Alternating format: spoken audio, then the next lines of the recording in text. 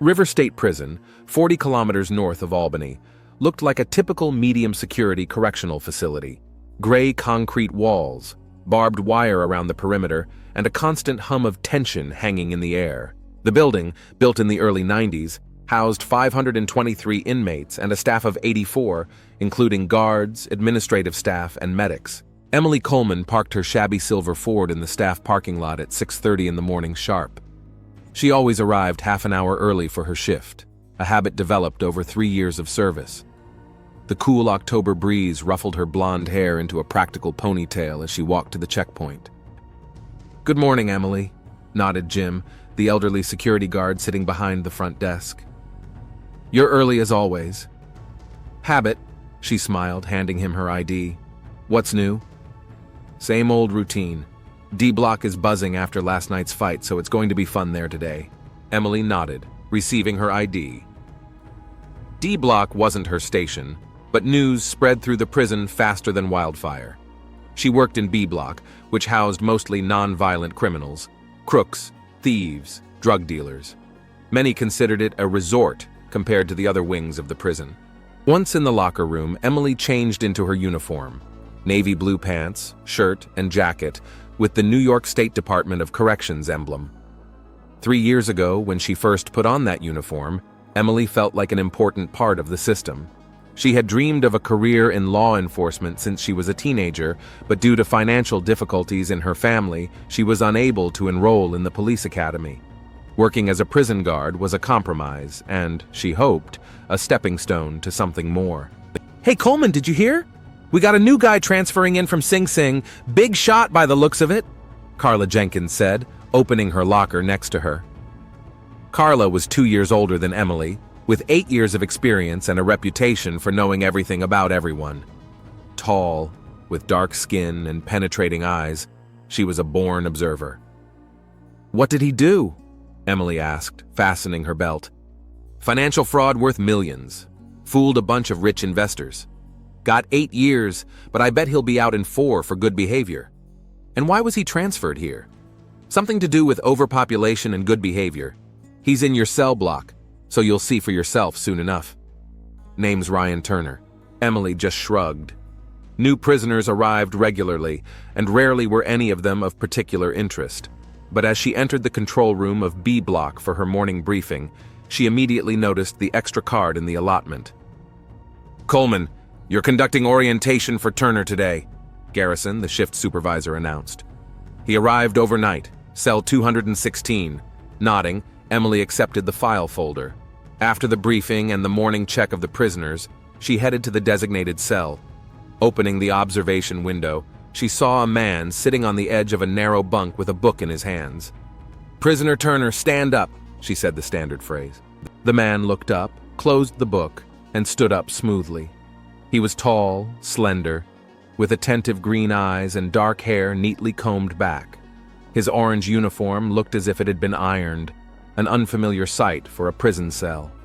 "Good morning, officer," he said with a slight smile that seemed to contain more than simple politeness. Emily opened the cell door and gestured for him to step out into the hallway. "I'm Officer Coleman. I'll be giving you an orientation to our facility. Hands behind your back."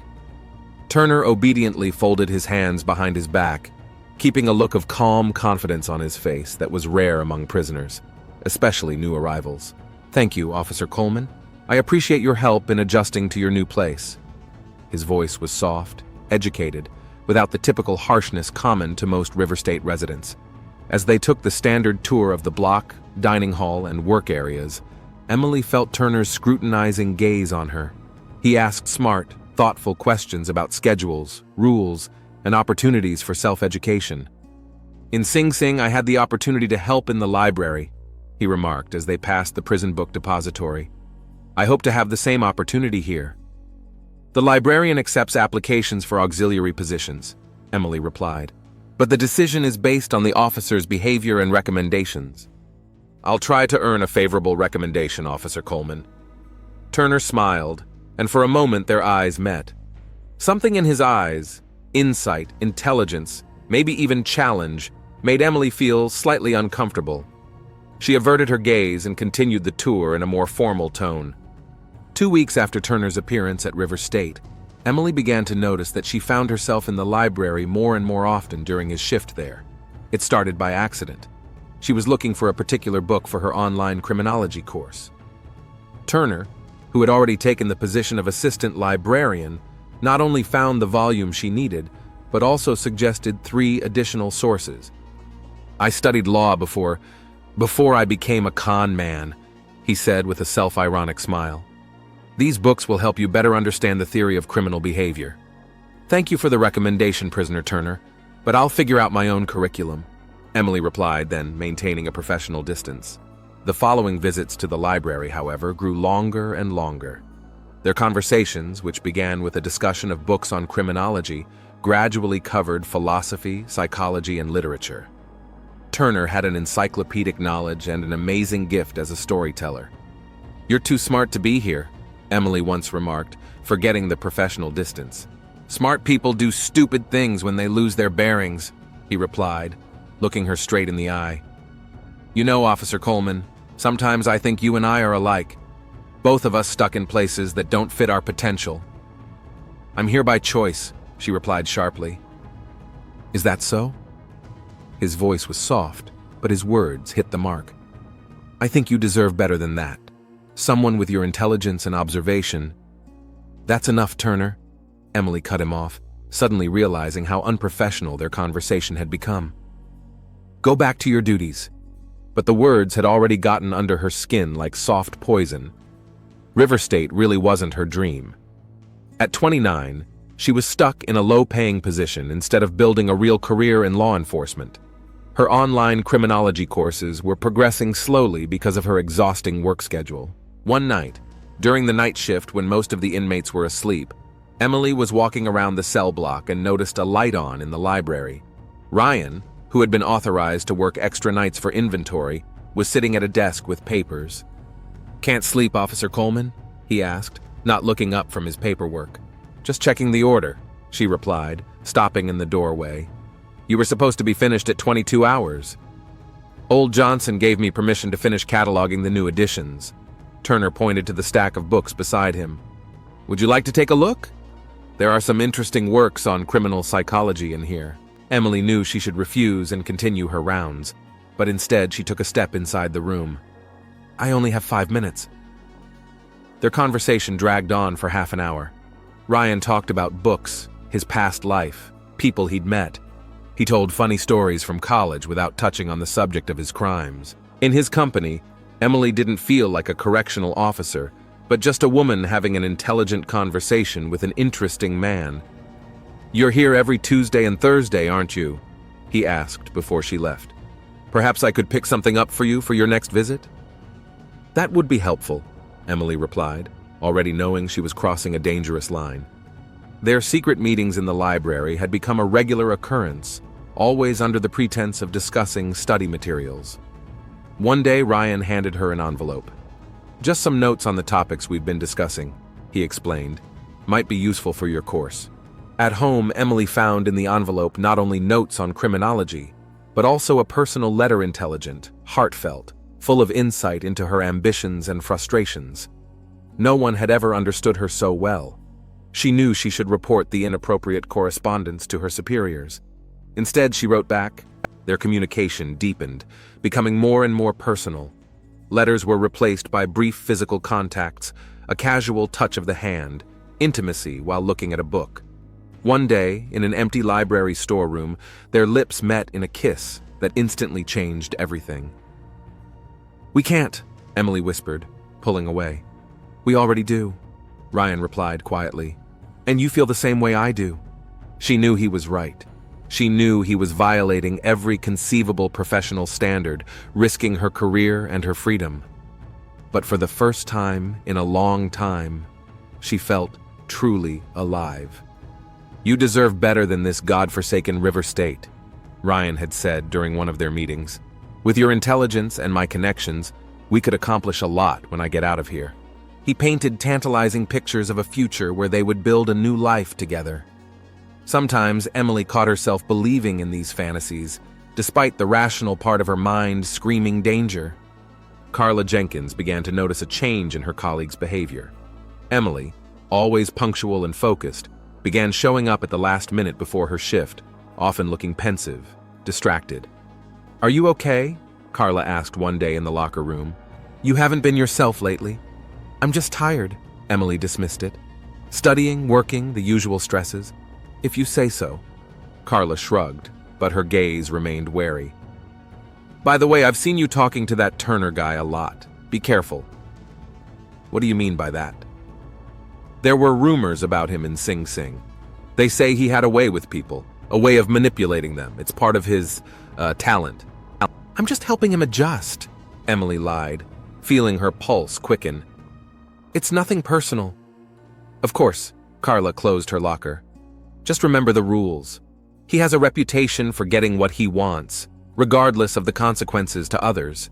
After that conversation, Emily had tried to distance herself from Ryan to cut down on their meetings, but he'd gotten too deep into her thoughts. Every time she walked past the library, she felt an almost physical attraction. His letters, hidden in her apartment, had become a kind of drug, forbidden, dangerous, but necessary. "You've been avoiding me," Ryan said quietly during their rare encounter in the empty hallway. "What's wrong?" "We can't go on," she whispered. "It's too risky." "Risk is part of any relationship." His voice was soft, persuasive. "Isn't what we have between us worth the risk? I could lose everything. Or gain everything." He touched her hand gently, and that fleeting touch sent an electric shock through her body. "Think about it, Emily. We don't choose who we love." The word love hung between them, heavy, meaningful. Emily walked away without answering, but she knew she'd be back. Ryan was pulling her in like a whirlpool, and she could no longer resist the current. The dim light of the duty lights painted the hallways of River State a sickly yellow. The night shift always seemed endless to Emily. The corridors quiet, the cells dark, the occasional muffled sounds of sleeping inmates. It was this silence that she treasured, using the quiet hours to think and read the next textbook. Today, however, the silence pressed down on her like a physical weight. The letter she had hidden in the pocket of her uniform stung her skin through the fabric. A particularly risque message from Ryan detailing their last meeting in the back of the library. Usually she hid such letters in her locker and took them home after her shift, where she kept them in a tin box under the doormat. But today there was no time. Principal Grant was conducting a surprise inspection, and Emily had to hide the envelope in her pocket. "Hey, Coleman!" Carla Jenkins's voice echoed off the walls, making Emily wince. "Grant wants the library inventory report. He says he can't find yours." "I sent it in yesterday," Emily replied, trying to keep her voice normal. "It must have gotten lost. Don't worry, I'll give you a copy of the form to fill out again." Carla stepped closer, holding out a folder of documents. "Everything okay? You look tense." "I'm just tired. Didn't get enough sleep before my shift." As she took the folder, Emily accidentally dropped it and the papers scattered across the floor. Both women bent down to pick up the papers, at which point a letter slipped out of Emily's pocket. Carla, quicker to react, picked up the envelope. "Is this yours?" she asked, holding the letter with her fingertips but not yet looking at the recipient. "Yes, thank you." Emily held out her hand, trying to hide the trembling in her fingers. Carla had already turned the envelope over, and Emily saw her eyes widen with recognition. Ryan's handwriting was distinctive, graceful, with ornate curls. "Is this from Turner?" Carla asked quietly, still holding the envelope in her hands. "No, you're wrong," Emily answered too quickly. "It's from my cousin." "Your cousin has the same handwriting as the prisoner Turner?" Carla sounded distrustful. "Emily, what's going on?" Nothing. Give me the letter, please." Instead, Carla took a step back, keeping her eyes on the envelope. "I've seen this handwriting on library forms. Emily, you're corresponding with a prisoner? Do you realize what you're doing?" Panic washed over Emily in a cold wave. One mistake and her whole life would be ruined. If Carla reported to her superiors, Emily would not only lose her job, but she could end up on the other side of the bars. "Listen," her voice came to a whisper, even though no one was around. "It's not what you think. Just return the letter and we'll forget about this." "Are you kidding me?" Carla shook her head. "You're breaking at least 8 different rules. It's professional negligence, a violation of professional ethics. Carla, please. Emily took a step forward.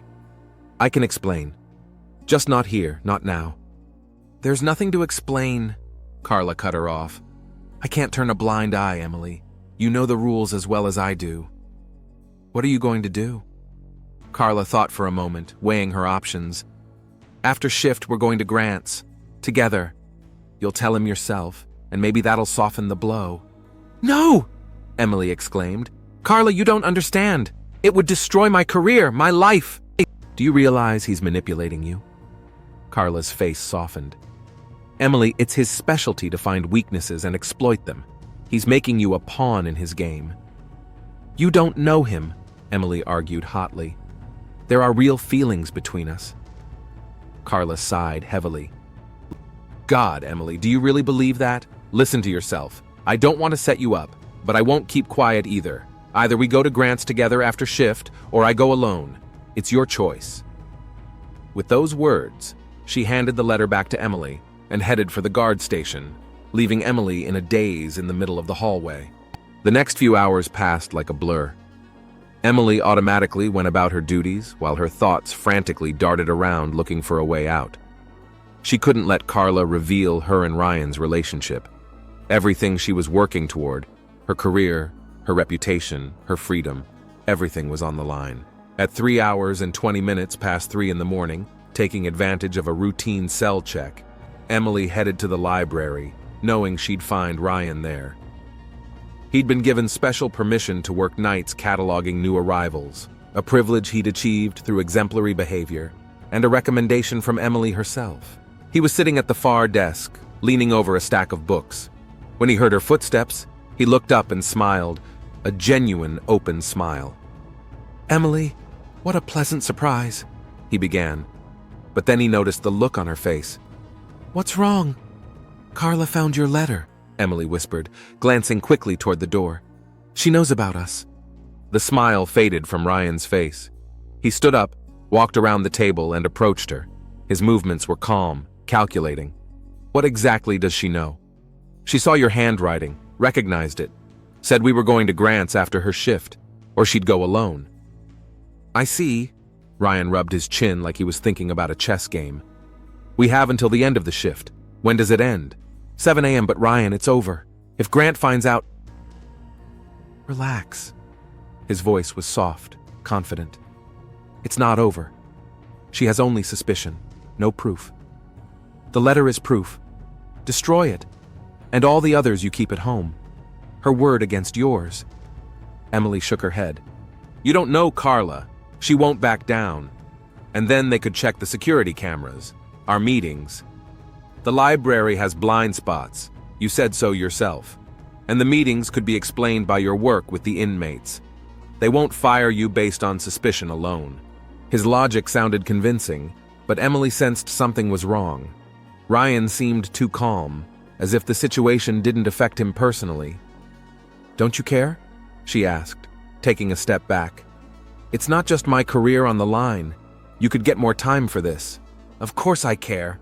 Ryan stepped closer and put his hands on her shoulders. But panicking won't help. We need to think rationally. Maybe we should talk to Carla, explain the situation, find a compromise. What compromise? Emily exclaimed. It's against the rules, against the law. Shh. Ryan looked back at the door. They might hear us. I don't care. Emily sounded desperate. Don't you realize what I've staked? I could lose everything. Emily, his voice became harder. Pull yourself together. We'll find a way out. What way out, Ryan? She pulled back, freeing herself from his arms. You promised me. You promised me that everything would be okay, that we'd be together when you got out. And now I could be behind bars before you.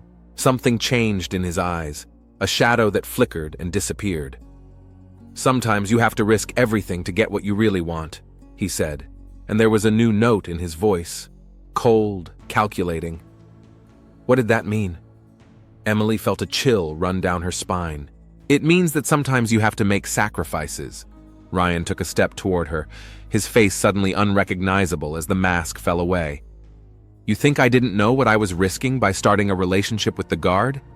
It was a calculated risk. Calculated risk? Emily repeated, feeling the ground slipping from under her feet. You used me?" Ryan didn't answer right away, and that silence was more eloquent than any words. "Not exactly," he said finally. "I do have feelings for you, Emily. But let's be realistic. I needed certain benefits here. Access to the library, extra privileges. You helped me with that. Was it all a lie?" Her voice was shaking. "All that talk about the future, about us being together? Not everything." He shrugged. "But a lot of it. You didn't really think I'd give up everything for a relationship with a prison guard, did you?" Every word hit like a slap in the face. Emily felt something inside her breaking, not just her heart, but her self-respect, her faith in her own intelligence, and her ability to judge people. "You're a monster," she whispered. "No, I'm just surviving," Ryan replied, "and using the resources available to me. It's nothing personal, Emily. You've been helpful." Emily didn't remember grabbing the heavy metal stapler off the table. She didn't remember putting her hand in. All she remembered was the sound of the impact and the look of surprise on Ryan's face when the metal made contact with his temple. He staggered, grabbing the edge of the table, but didn't fall. "Emily, what the hell?" Blood was already streaming down his face. "Are you out of your mind?" Rage flooded her mind. All the humiliation, all the dashed hopes turned into blind, uncontrollable rage. She struck again, harder, and this time Ryan fell, hitting his head on the edge of the table. He lay motionless, blood slowly spreading across the floor. Emily froze, looking at her hands still clutching the stapler. Seconds stretched into an eternity before it dawned on her what had happened. "Ryan?" she whispered, kneeling down beside him. "Ryan, get up." But he didn't move. With trembling fingers, she touched his neck, looking for a pulse, and found none. Reality came crashing down on her hard. Ryan was dead, and she'd killed him. Panic threatened to overwhelm her, but years of working in prison had taught Emily how to handle crisis situations. She looked around, assessing the situation. The cameras in the library were pointed at the front door and the main hall, but not at the far corner where they were. This gave her a chance. The first thing she did was check her uniform. There was no blood visible on the navy blue fabric, but there were marks on her hands. Emily walked to the small sink in the corner of the library, designed for washing hands after working with book dust, and washed the blood off thoroughly. Then she returned to the body. It was necessary to decide what to do next. Hide the body? Impossible. A morning check would reveal the prisoner's absence. Fake a suicide? Too suspicious. Ryan wasn't suicidal. The only thing left was to make it look like an accident. Emily looked around the room. Tall shelves filled with books, a metal ladder to access the top shelves. A plan formed quickly. She struggled to lift Ryan's body, he was heavier than he looked, and dragged him to the shelving unit. The metal ladder she flipped over, making it look like Ryan had fallen off it and hit his head on the corner of the desk. The stapler, the murder weapon, she wiped clean of prints and placed it back on the table. Finished, Emily stepped back, assessing the result of her work. The scene looked almost convincing. A nighttime inmate reached for a book. The ladder tipped over, he fell, and suffered a fatal head injury, except for the angle of impact. Emily bit her lip. A forensic scientist could determine that the blow was not a fall, but a purposeful one. But there was no other choice. She had to take the risk. Emily checked the time: 4 hours and 15 minutes. Almost 3 more hours until the end of her shift, enough time to create an alibi. She walked out of the library, trying to look normal, and headed for the post at the other end of the block. "Hey, Jones," she addressed the guard at the post. "Would you mind watching my station? I'm feeling nauseous. Need to go to the nurse's station." The unarmored guard nodded. "Sure thing, Coleman. Is it something serious?" "Just an upset stomach." She tried to smile. "Thank you." Instead of the nurse's station, Emily made her way to the female staff restroom, where she vomited into the toilet. She was shaking, sweat pouring down her face. She had just killed a man, took a life. It wasn't self-defense or protecting others. It was rage, pure uncontrollable violence. Rinsing her face with cold water, Emily looked at her reflection in the mirror. Pale skin, dilated pupils, drops of sweat on her forehead. She looked guilty. She needed to pull herself together, or all was lost. Taking a deep breath, She focused. Going back to the post now meant risking an encounter with Carla, and she needed time to calm down and think through her next steps. Emily spent the next 2 hours in the administrative area of the prison, filling out paperwork and making it look like normal work. She called the infirmary, reporting that she was feeling better. Jones radioed that everything was quiet in her precinct. At 6 hours and 30 minutes, a half hour before the end of her shift, Emily was already feeling calm enough to return to B Block. She had hoped that the body would be discovered after she left, allowing her to leave the prison before the investigation began. However, fate had decreed otherwise. As she walked past the library, she heard a scream.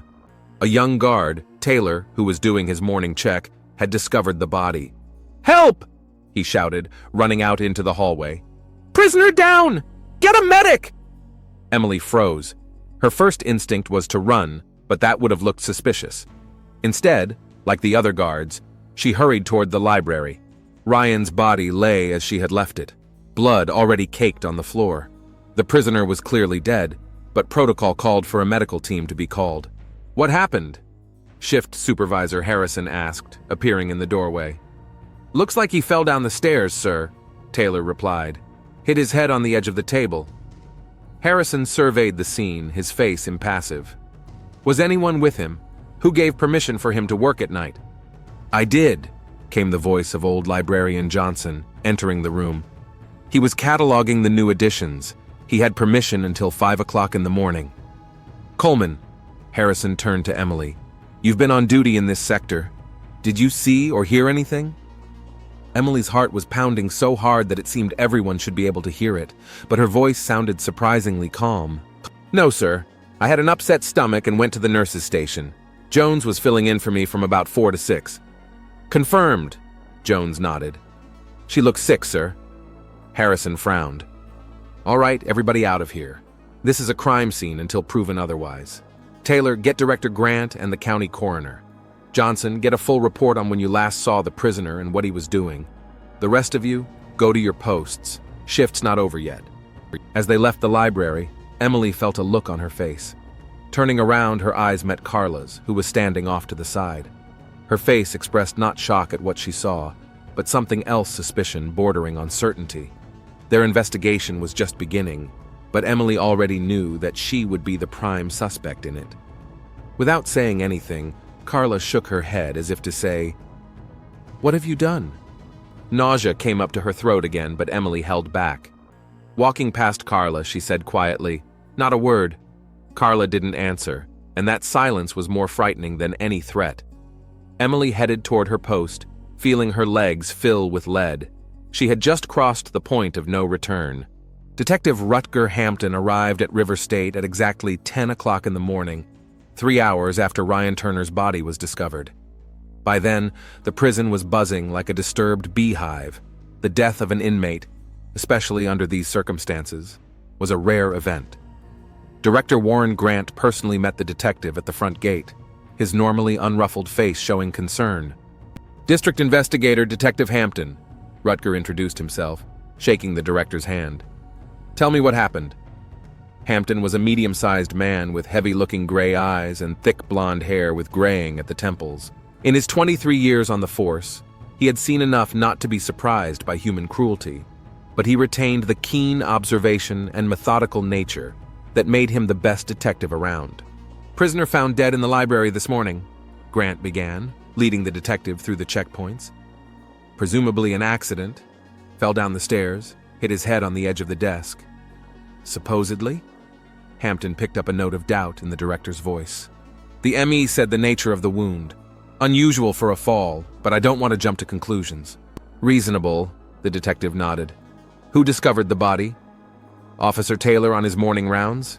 Inmate Turner had permission to work in the library until 5 a.m., cataloging new books." "Turner?" The name sounded familiar to Hampton. "Ryan Turner? Financial fraud, the Sky Invest case?" "Yeah, that's him." Grant sounded surprised. "Are you familiar with his case?" "I read about it in the news. Big case, lots of injured investors. He was transferred here from Sing Sing about a month ago, right?" 5 weeks ago, Grant said. "For good behavior. He's proven to be a good prisoner here, too. No problems. Even got privileges to work in the library. Interesting, Hampton said. Is the library sealed? Yeah, since the body was found. Forensics has already collected samples and the body's been sent to the morgue, all awaiting your examination. The detective nodded. The director continued. I've rounded up all the employees on duty last night. They're waiting in the conference room to testify. I'd like to examine the scene first, Hampton said. Then we'll talk to the witnesses. River State's library was a large room with high ceilings and shelving all the way to the top. Yellow tape fenced off the area where the body was found. A dark stain of dried blood was still visible on the floor, and an upturned metal ladder stood nearby. A table with a sharp edge was less than a meter away from where the body had fallen. Hampton walked slowly around the crime scene, scrutinizing every detail, then looked up, examining the ceiling and walls. Cameras? He asked Grant. 2, the director pointed to the devices. One at the entrance, the other covers the central part of the hall. And the far corner? The detective nodded at the scene. Technically, it's a blind spot, Grant admitted. After the book theft incident last year, we'd planned to install additional cameras, but the budget... I see. Hampton continued to look around the room. Who knew an inmate was working here at night? Officially myself, Librarian Johnson, night shift supervisor Harrison, and the guards in this sector. I mean, the officer, The detective checked the records. Emily Coleman? Yeah, she was on duty in that sector, but she reported feeling unwell and went to the nurse's station. Officer Jones filled in for her from about 4 o'clock to 6 a.m. Hampton jotted this information down in his notebook. Something about the situation felt wrong to him, but he couldn't yet pinpoint exactly what it was. Let's talk to the witnesses, he said as he finished looking around. There were 5 night shift employees waiting in the conference room. Hampton decided to interview them one at a time, starting with Officer Taylor, who had discovered the body. The young guard, clearly nervous, told how during his morning rounds he had noticed a light on in the library and discovered the body of an inmate. He was lying on the floor, his head covered in blood, with an overturned ladder nearby. I immediately called for help, but it was obvious he was already dead. Did you touch anything at the scene? No, sir. I just checked for a pulse on his neck, but I didn't touch anything else. Next up was Librarian Johnson, an older man with 30 years of experience in corrections. Turner was a model deputy, he said. Smart guy, good with books. I gave him the job of cataloging the new arrivals and let him work until 5 in the morning. It's standard practice for trustworthy prisoners. When was the last time you saw Turner alive? Around 9 p.m., when I locked up the library. I explained the assignment to him and left. No special surveillance was required. Officers checked the room regularly during rounds. Hampton nodded, making notes. Then he spoke to the shift supervisor, Harrison, and Officer Jones, who confirmed that Emily Coleman had indeed asked him to cover for her because she wasn't feeling well. The last person to enter the room was Emily Coleman. The detective immediately noted her pallor and tense posture, although she tried to remain calm. Officer Coleman, tell me about your shift last night, Hampton began, watching her carefully. Standard procedure, Emily replied, trying to keep her voice steady. Got in at 23. Did my first round. Everything was quiet. Prisoner Turner was working in the library, and I checked on him about every hour. When was the last time you saw him? Emily hesitated for a moment. Around 3 a.m. Everything was fine. He was cataloging books. After that, I got an upset stomach, asked Officer Jones to cover for me, and went to the nurse's station. Did you visit the library after you got back from the infirmary? No, I was doing administrative work in another part of the block. Hampton noticed Emily nervously rubbing the sleeve of her uniform. How would you characterize your relationship with inmate Turner? The question clearly caught her off guard. A standard working relationship, she answered too quickly. As with any other prisoner. Did you spend much time in the library during his shifts? Yeah, regularly checked on all the inmates in my area. The library is my area of responsibility. Hampton nodded, not showing that he noticed her nervousness. Thank you, Officer Coleman. That's all for now. After interviewing the witnesses, the detective returned to the library again. Something about Emily's statement didn't add up. Her nervousness could be explained by the shock of what had happened, but Hampton's intuition told a different story. Director Grant, he addressed the prison supervisor who had accompanied him. "I'd like to review the security footage from last night. All the cameras, not just in the library." "Of course," Grant nodded. "Let's go to the security center." In a room with monitors, a technician prepared the tapes. Hampton scrutinized the video from the cameras in the library, the corridor of Block B, the infirmary, and the administrative area. "Stop," he said, when the screen showed Emily leaving the library at 3 hours and 27 minutes past midnight. "Zoom in." In the enlarged image, the detective noticed what he was looking for: barely visible dark spots on the sleeve of Coleman's uniform. "Now show me the nurse's station tape." Emily had indeed visited the nurse's station, just as she claimed. But the time didn't match. She didn't enter there until 4 hours and 2 minutes, which was more than half an hour after leaving the library. Where had she been for those 35 minutes? Hampton muttered. "In the restroom, perhaps?" suggested the technician. "There are no cameras in there."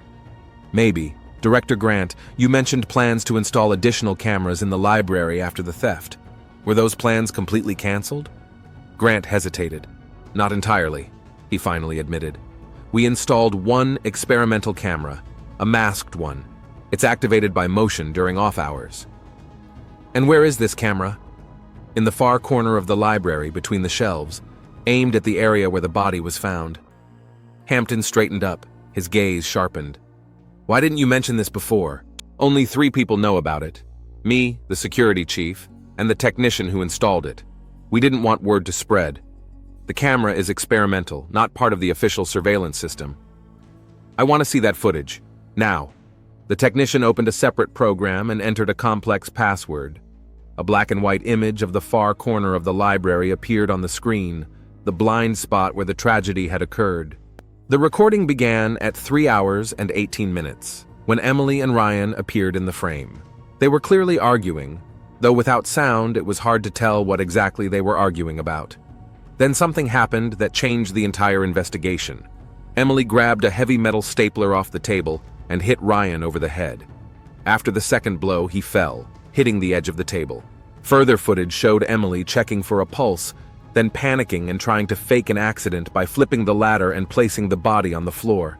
There was silence in the observation room. Finally, Director Grant exhaled.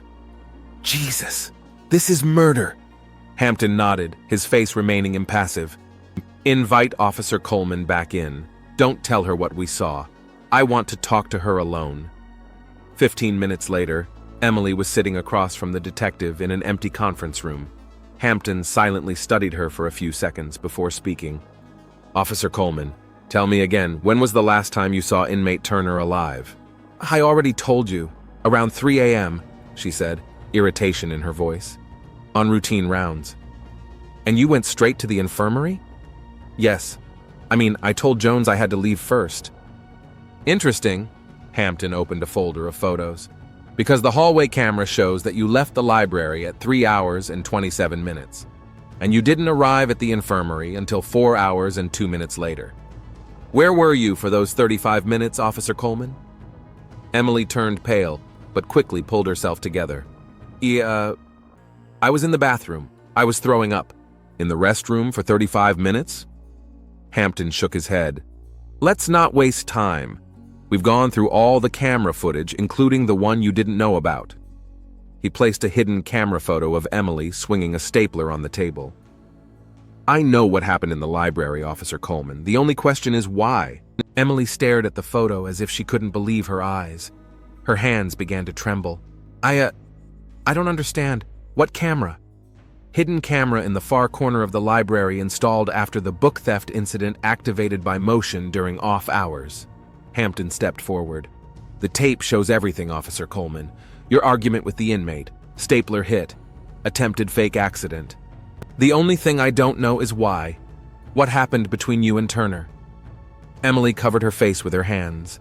She sat silent for a long second, then lowered her hands and looked the detective straight in the eye. "We were close," she said quietly. "We had a relationship." "You had an affair with an inmate?"